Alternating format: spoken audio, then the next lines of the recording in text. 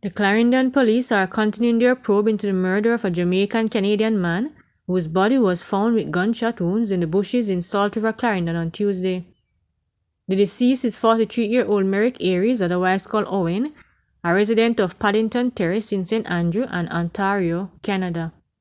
Along with his brother, Aries is a co-owner of the Diner's Corner, a restaurant selling authentic Jamaican cuisine in downtown Toronto in Canada.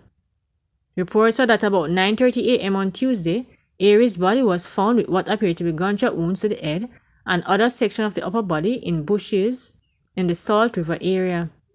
A motor car that was rented by the Canadian was found at the scene.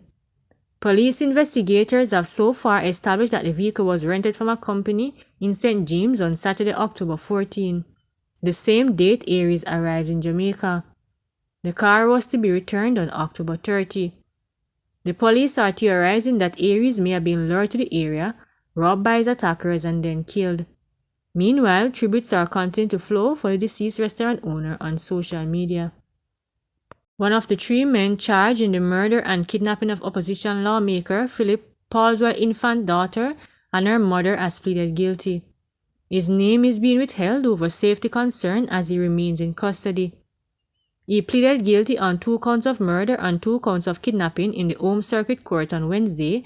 A date is to be set for sentencing.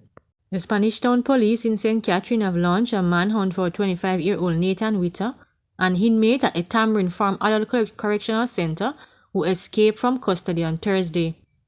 Reports are that about 11:36 a.m., Witter, who was charged with illegal possession of firearm and ammunition, was among a group of inmates working on the farm under supervision.